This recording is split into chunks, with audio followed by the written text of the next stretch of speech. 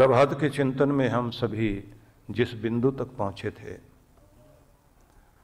उसमें महत्वपूर्ण कड़ी ये थी कि हम अपनी स्तुति के द्वारा अपने प्रभु के प्रति इतने ज्यादा भाव विभोर और द्रवित हों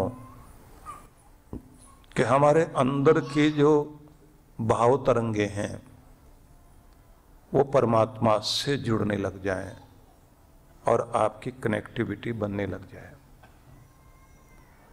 और फिर जो आप अपनी और जिस सुख शांति और कृपाओं को आते हुए देखना चाहते हैं निश्चित रूप से वो आपकी तरफ आने लगती हैं। भाव तरंगों का प्रभाव ये होना चाहिए कि अतिशय प्रेम आपके अंतर में जागे और आप अपने प्रभु के प्रति इतने प्रेमपूर्ण हो जाएं कि श्रद्धा भाव के साथ आप सजदा करने लग जाएं, प्रणाम करने लग जाएं, दंडवत प्रणाम करने लग जाएं, हर बात के लिए उसे थैंक्स करें, थैंकफुल हों और आभार जताएं। और फिर वो आभार जताने के लिए जितने भी कारण आपको महसूस होते हों वो मुख्य कारण शुरू में जरूर बोलने हैं कि इसके लिए भी धन्यवाद देता हूं कि मेरे साथ पढ़ने वाले लोगों में कितने सारे वे हैं जो बहुत पीछे छूट गए। डिग्री उनके पास भी वही है, मेरे पास भी वही है, और ये तेरी कृपा का ही प्रभाव है कि आज मैं जहां हूं ये तेरी दया है, तेरी मेहर है भगवान। आपने कहना है कि जो धन संपन्नता जीवन जिससे भी मान प्राप्त कर रहा है वो धन्यता भी तेरी कृपा से है, और एक सुंदर प्यारा परिवार मेरे साथ है, वो रिश्ते देने वाला भी तू ही। ये श्वासों की सरगम चल रही है, जीवन गुजर रहा है, ये तेरी कृपा का फल है। उन सब बातों को जो आप अपने जीवन में अनुभव करते रहें कि भगवान की बहुत बड़ी कृपाएं हैं, उन सब को ध्यान में रखकर उसके प्रति एक एक बात बोल बोल कर धन्यवाद करना। और धन्यवाद करते करते आप सिर झुकाते जाएं, हाथ जोड़ते जाएं, हृदय से, मन से, चित्त से, पूरी शक्ति से भगवान आपको प्रणाम वंदना करता हूं, धन्यवाद करता हूं। हे घट घटवासी अंतर्यामी, तेरा लाख लाख लाख लाख कोटि कोटि धन्यवाद। ये सब धन्यवाद करना है। और इस धन्यवाद के साथ साथ आपको इस बात का भी ध्यान रखना है कि आभार जताएं, लेकिन इस आभार में आपको वो भी याद करना है कि तू मेरा रक्षक, मेरा बचाने वाला, मेरा पिता। पिता वो जो बचाता है, जो रक्षा करता है। कहां कहां कब कब कैसे कैसे तूने मुझे सहारा दिया, मुझे बचाया, वो सारी चीजें भी याद करो।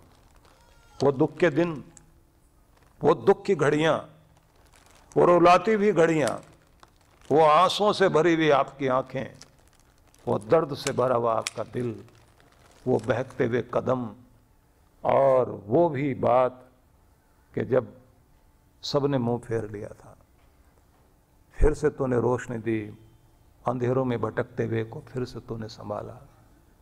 तुझे धन्यवाद करता हूं। उस रक्षक वाले रूप को भी याद करना, उसके दाता वाले रूप को भी याद करना, और उसके पतित पावन वाले रूप को भी याद करना कि गिरे हुए को फिर तूने उठा दिया।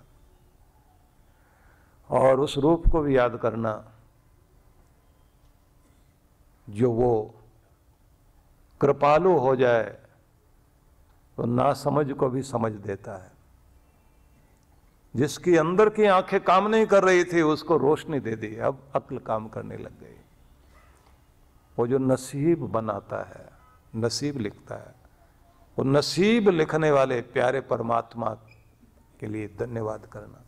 तो ये धन्यवाद और आभार, और इस आभार के बाद फिर आपका संबंध कि मैं उन कृपाओं को अपनी तरफ आता हुआ अनुभव कर रहा हूं, क्योंकि धन्यवादी को और दिया जाता है। शिकायती के पास जो कुछ है वो भी लिया जाता है, वापिस ले लिया जाता है। जो कुछ हमारे पास है, शिकायत करते रहोगे, रोते रहोगे, हर समय बड़बड़ाते रहोगे, तो जो कुछ आपके पास अब तक था वो भी कम होने लग जाएगा। आपकी वाणी का प्रभाव चला जाएगा, आपका भाग्य और कमजोर होने लग जाएगा, क्योंकि आप शिकायती हो गए। आप खिलना भूल गए, मुरझाने लग गए। मुरझाने लग गए तो आपके अंदर का चुंबक कम हो गया, आपका मैग्नेट अब काम नहीं करता। जब आप और निराशा वाली बातें करते हैं तो आप और कुम्हला रहे हैं, क्योंकि जिंदगी में अंधेरा बढ़ रहा है। अंधेरा बढ़ते बढ़ते कमल मुरझाने लगते हैं। एक छोटे से द्वीप में, एक देश में हम लोग थे। सामने एक बहुत प्यारा सा लेगून, एक छोटा सा समुद्र का वो भाग, जहां से पानी होता हुआ उस जगह पर ठहरा हुआ, जहां हम लोग ठहरे हुए थे। बहुत सारे कमल खिले हुए और सुबह की सूरज की किरणें, बिल्कुल वो सुनहरी धूप बहुत प्यारी लग रही। एक साथ हजारों कमल खिले हुए देखे, पंछियों की चहचहाट और हजारों कमल एक साथ खिल रहे हैं। खिड़की से बैठे हुए हम लोग उस दृश्य को देख रहे हैं और मन में आया कि दृश्य केवल कैमरे में कैद ना हो, हमारे आंखें भी कैमरा बन जाएं, क्योंकि दिल में उतरना चाहिए। तो उस दृश्य को देखते हुए बहुत आनंदित हो रहे थे। और जैसे इन दिनों आप देखते हैं ना कि अचानक आपके सामने बादल आ गए तो बदलियां आने लग गई। अब मैं अपना कैमरा निकालता हूं, क्योंकि मुझे थोड़ी सी ये रुचि शुरू से रही। साधना के लिए जाता था तो साधना से उठने के बाद में फिर प्रकृति के मनोरम दृश्यों को कैमरे में कैद करता था। तो वहां भी मेरी इच्छा हुई कि मैं उसको रिकॉर्ड करूं। इतनी देर में बदलियां आ गई और थोड़ी थोड़ी बूंदें गिरनी शुरू हुई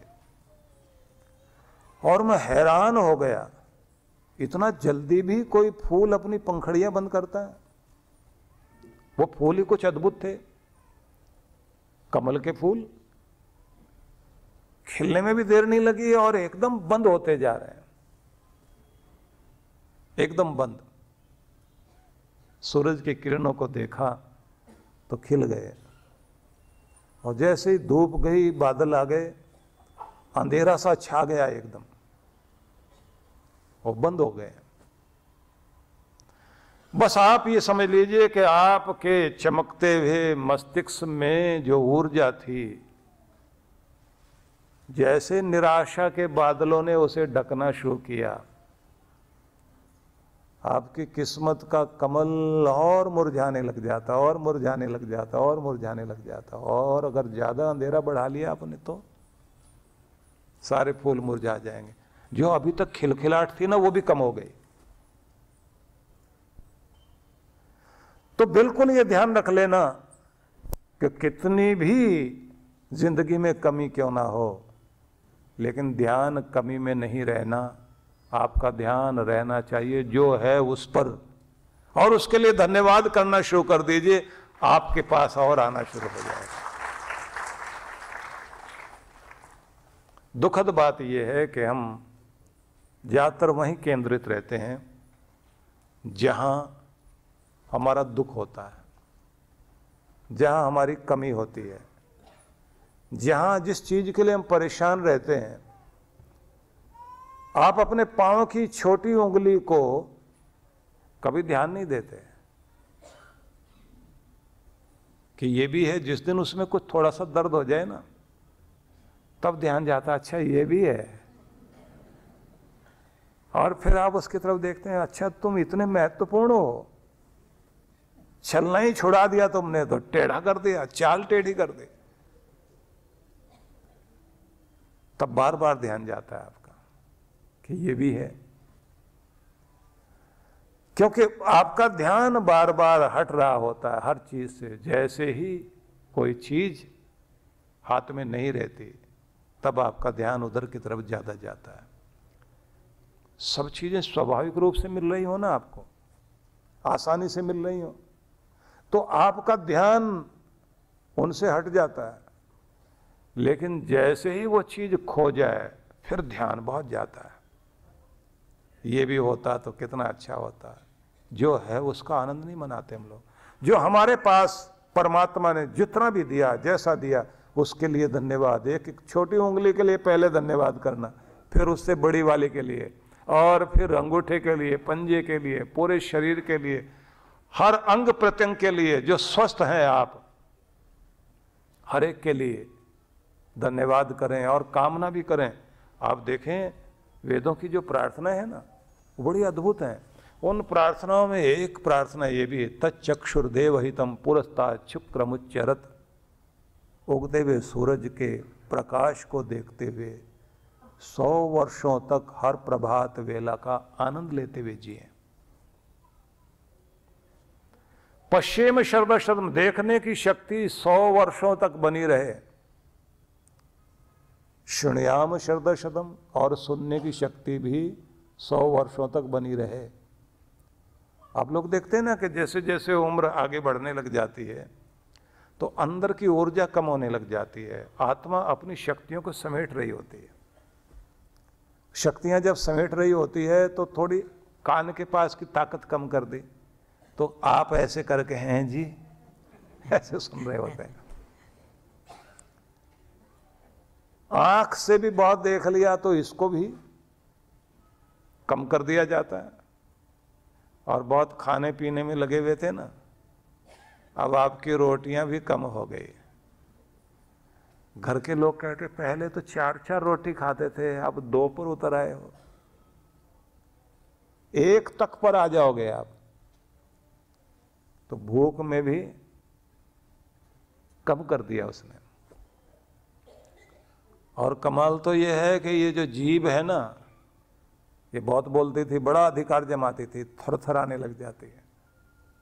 और चाल, स्पीड भी कम कर दी जाती है। बुढ़ापा पहुंचते पहुंचते आप देखते हैं कि स्पीड कम हो गई। अब उस स्पीड से चलते नहीं, मन की स्पीड बनी हुई है, तन की कम कर दी गई। और फिर यहीं तक नहीं होता, फिर याददाश्त वाली, क्योंकि बहुत याद करता है, ये था वो था वो था, उसको भी कम कर दिया गया। अब याद ही नहीं आता मौके पर, ये करूंगा वो करूंगा। और फिर कोई आदमी आकर पूछता है आप कुछ कह रहे थे, हाँ बताना तो था, भूल गया। उस समय भूल जाते हैं आप, और कई दिनों तक याद नहीं आएगा। और आप क्या कहेंगे, वो नाम मेरे मन में घूम तो रहा है लेकिन अभी आ नहीं रहा। क्योंकि ऊपर वाले ने जो है ना, आत्मा की शक्ति को समेटना शुरू कर दिया। जैसे जैसे शरीर के अंदर की ये शक्तियां सीमित होती चली जाएंगी, एक दिन वो स्थिति आ जाती, नींद भी कम कर दी गई। खाना, भूख लगना, चलना फिरना, देखना सुनना, सबकी शक्तियां कम कर दी गई। फिर भी आदमी किसी न किसी जतन से लगा हुआ है, दुनिया में उलझा हुआ है। और भगवान कह रहे हैं शांति के दिन है, अब शांत होना सीखो। शांत होना जरूरी है, क्योंकि जितनी जितनी उम्र बढ़ती है उतनी उतनी शांति चाहिए। लेकिन आदमी जैसे जैसे उम्र बढ़ती है तो शांति नहीं होती।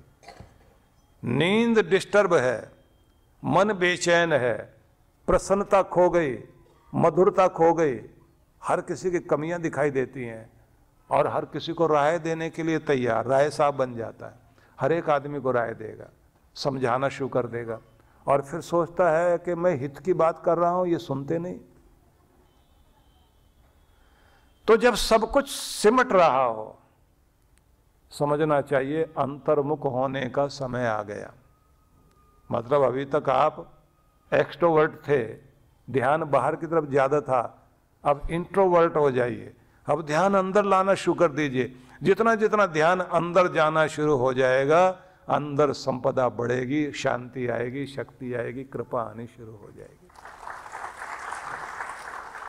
ज्यादातर देखने में आया कि उस समय हमारा ध्यान और ज्यादा बाहर भटकता है।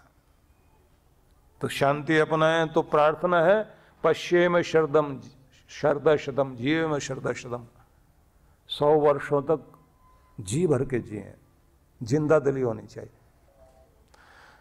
तो विचार शक्ति बहुत बड़ी है। जब जीवनी शक्ति आपके अंदर बढ़ती है, जीव में शरदा शतम, पश्चिम में शरदा शतम।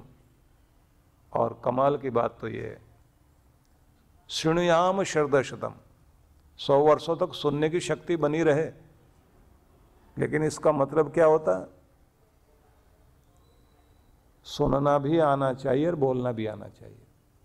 परम पूज्य श्री सुधांशु जी महाराज के पावन सानिध्य में गुरु पूर्णिमा महोत्सव।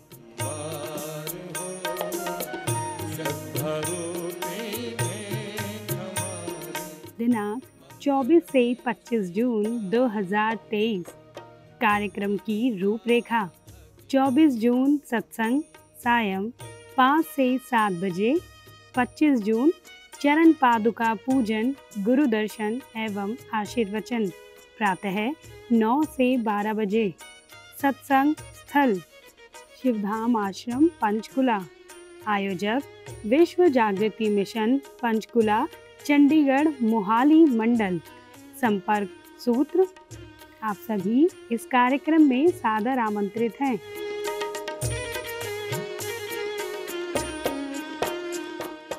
आप सभी भक्तों को मैं बहुत प्रेम से गुरु पूर्णिमा के साधना के लिए आमंत्रित करता हूं।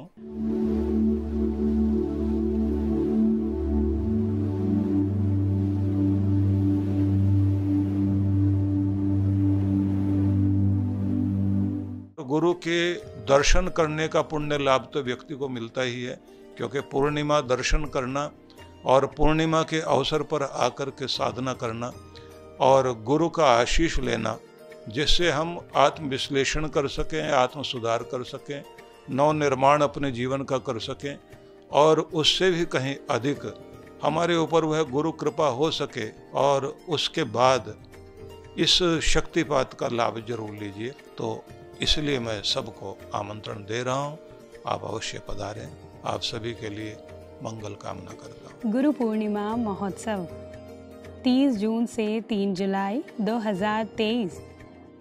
कार्यक्रम की रूपरेखा: शुभारंभ 30 जून सायं 5 बजे सत्संग, 1 जुलाई प्रातः 8 से 10 बजे मंत्र शक्ति ध्यान, सायं 5 बजे सत्संग, 2 जुलाई प्रातः 8 से 10 बजे मंत्र शक्ति ध्यान, 10 से 11 बजे गुरु मंत्र दीक्षा, 11 बजे दिव्य शक्तिपात, सायं 5 बजे सत्संग, 3 जुलाई प्रातः 8 बजे गुरु दर्शन एवं गुरु पूर्णिमा सत्संग। सत्संग स्थल शक्ति टेंट द गोल्डन डेकोर, नज़दीकी जापानी पार्क, सेक्टर 12 रोहिणी, दिल्ली। आयोजक विश्व जागृति मिशन नई दिल्ली रोहिणी मंडल। ऑनलाइन या ऑफलाइन मंत्र शक्ति ध्यान के लिए संपर्क करें। आप सभी इस कार्यक्रम में सपरिवार सादर आमंत्रित हैं।